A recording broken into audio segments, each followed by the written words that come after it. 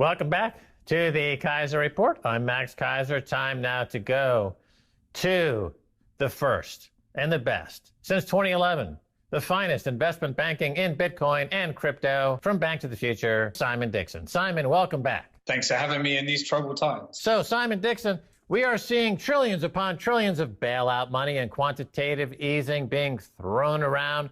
What sort of money is being printed? What sort is not being printed? And who will benefit most? Because everyone's so preoccupied with the health crisis right now, and people have got other things on their mind, and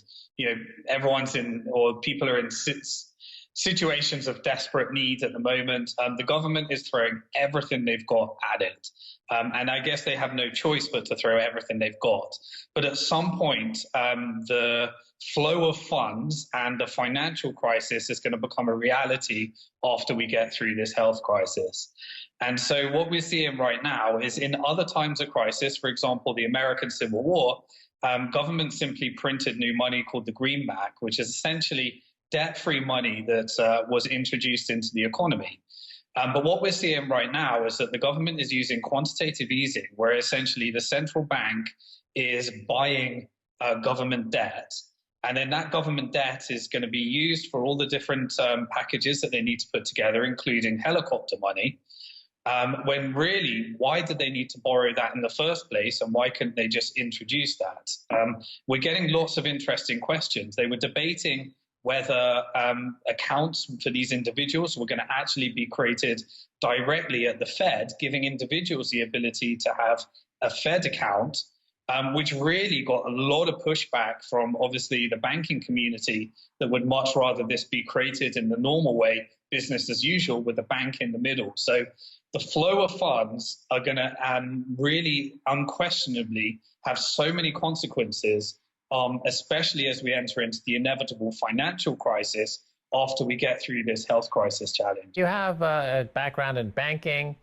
You've been a Bitcoin and crypto banker since 2011. You wrote the book, Bank to the Future, and you outlined a lot of these issues with banks, and you've been studying money for decades now. I want to ask you a theoretical question and get your thoughts.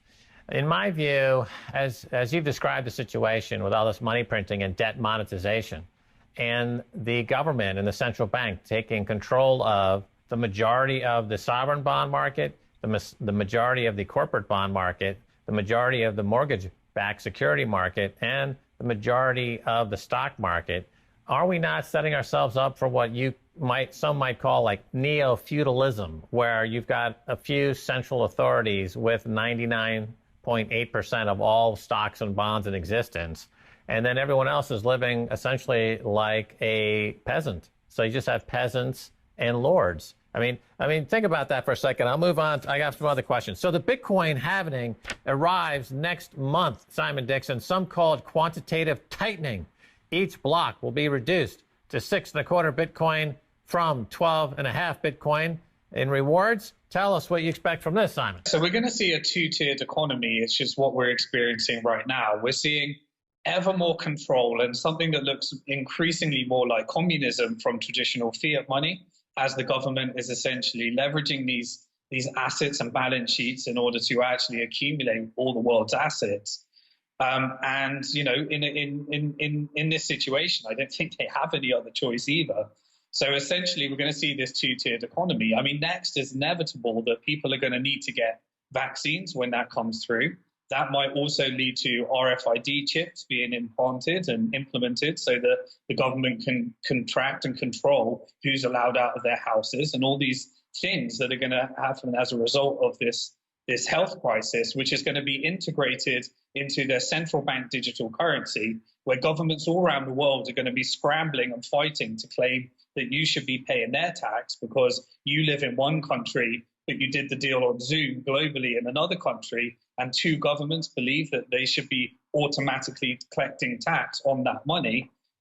So you're going to end up with a very, very horrible, worse version of fiat currency to the one that we have now created through banks as debt. On the flip side, you've got Bitcoin, which is a fixed money supply, the ability to own your own money, the ability to spend your own money, and a monetary policy that can never change based upon maths and code. So people are going to have these choices as fiat currency gets worse and worse, but obviously has the stability that in a very unstable market like today allows you to spend the goods.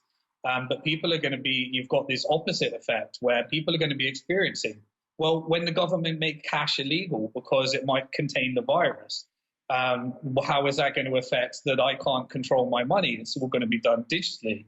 And people are going to be able to contrast these effects when they try and send it to a Bitcoin exchange and the bank says you can't send it.